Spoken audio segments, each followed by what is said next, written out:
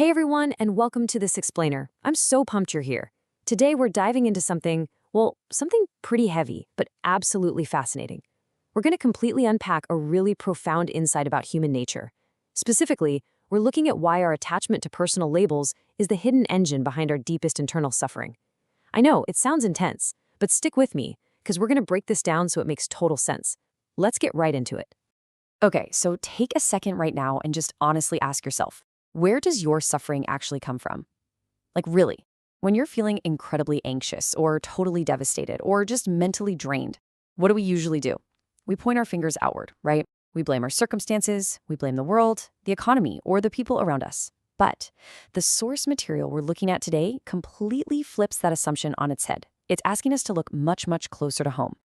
And that brings us to this incredibly powerful quote. In mine, there is only sorrow. It's so simple, but wow, it packs a punch. The text we're analyzing makes the case that suffering isn't actually baked into the universe. The universe is just, doing its thing. Instead, all that sorrow is generated by us, by our attachments. More specifically, it's caused by the concept of mera, or mine. So here is the foundational idea. The pain isn't out there in the world. The pain is literally in the label. Think about it. We walk through life constantly stamping this invisible mine label onto everything. My car, my house, my family, my career. And the very second we attach that label to something, boom, a vulnerability is born.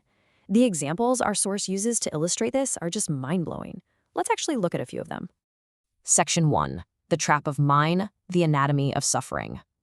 Let's look at how this label of mine literally manufactures our grief. Picture this. You're walking down the street and a funeral procession goes by for a total stranger. What's your reaction? Usually it's pretty calm. You're respectful, you're detached, you might quietly wish for their soul to rest in peace, and then you just go about your day. But swap that out.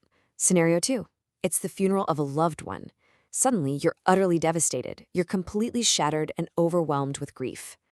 Now let's really break down why that reaction changes so drastically. Think about the physical event in both of those scenarios. It's absolutely identical, right? A physical human body has simply reached the end of its lifespan.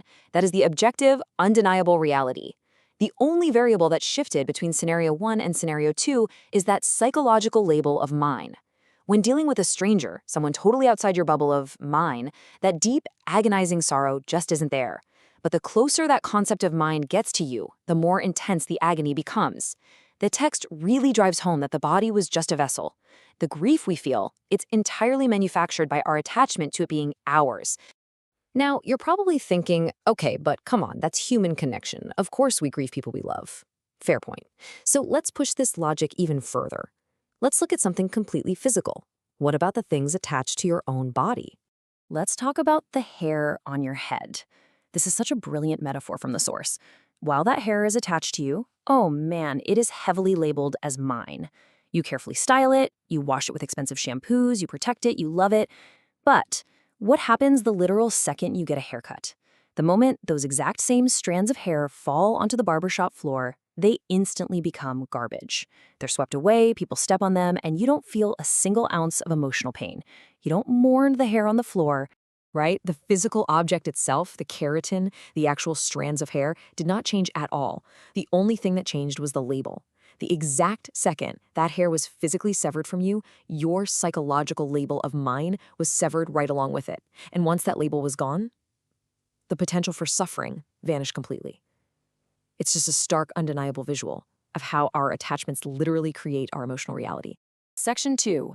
Rethinking meditation, beyond closed eyes. So now that we see the trap of this relentless labeling, how do we actually fix it? Well, our source entirely redefines true meditation, or dhyan, and it might really surprise you. It is not what we usually think of.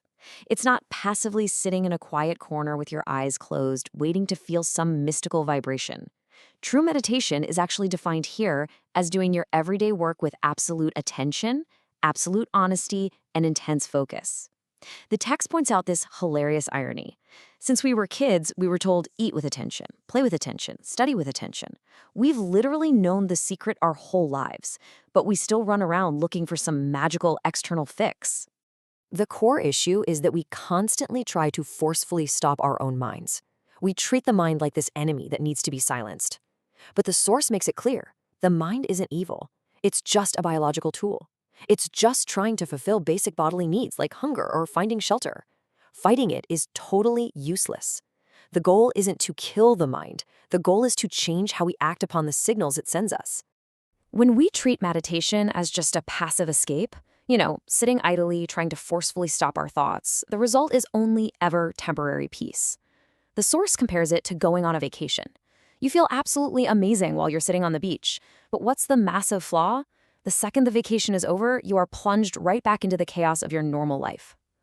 Mindful action, on the other hand, means doing your daily work with complete honesty, and that creates permanent internal change. Yes, it takes constant vigilance, but it actually transforms who you are, rather than just giving you a temporary break. Section 3, the power of mindful action. The cure for attachment. The source lays it out clearly. Meditation is doing action with attention, so no mistakes are made. Just think about how incredibly practical that is. The highest spiritual practice isn't floating on a cloud somewhere. It's simply performing your daily duties so carefully and with such deep integrity that you don't commit errors, you don't cheat anybody, and you don't cause harm. So what does this actually look like? The core principles of Satkarm, or mindful action, are super grounded. Feed the hungry, give water to the thirsty, perform your actions without a single ounce of deceit, theft, or hypocrisy. Act without constantly expecting a selfish reward. And, at a fundamental level, recognize that this body you're walking around in is just a temporary tool for service. In fact, a huge chunk of the source material just describes the simple act of watching birds eat seeds in nature. It points out that feeding animals without any expectation that they're going to turn around and thank you is a profound form of true meditation. The bottom line is that action is unavoidable. We all have to work to survive, right? We have to feed our bodies. But how we work is what determines whether or not we suffer. Honest actions naturally neutralize those toxic mind attachments, and they elevate us. Dishonest actions, on the other hand, feed the ego.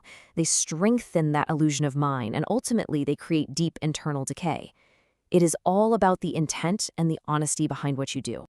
To really drive this point home, the source brings up a fascinating historical analogy.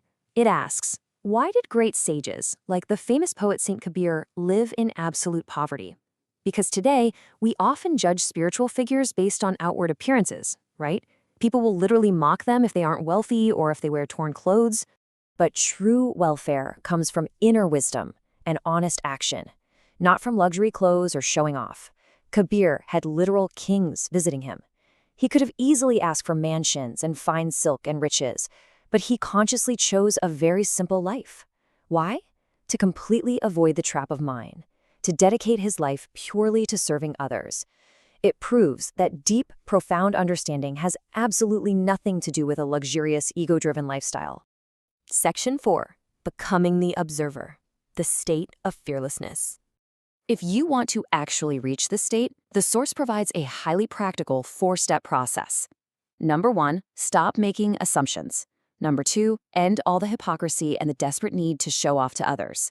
Number 3, work with absolute, unwavering honesty. And number 4, drop all expectations of a reward. It is a rigorous checklist, for sure, but it's designed to completely strip away the ego. And doing that leads to this incredible realization. When you want nothing, you become the observer. I love this point. The state of being an observer isn't some magical woo-woo trance you fall into. It is simply the natural byproduct of removing selfish desire. When you stop looking at the world through the lens of, okay, what can I get from this? You suddenly see the world clearly. You see it exactly as it is. And here is the ultimate payoff. Fear only exists when we want something for ourselves. We are terrified of losing our money, our status, our loved ones, our health, all because we have labeled them as mine, and we desperately want to hold on to them. But the logic here is foolproof. Remove the selfish want, and you remove the fear. Period. When that label of mine is finally dropped, the anxiety of losing things just completely evaporates. You are finally free to just live and to serve.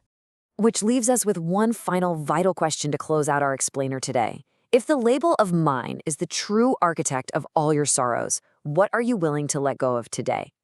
Take a real honest look at your life. Look at all those invisible labels you've placed on everything and everyone around you. Are you ready to start peeling them off? Thank you so much for hanging out with me to explore this incredible material. Stay curious, stay focused, and keep learning.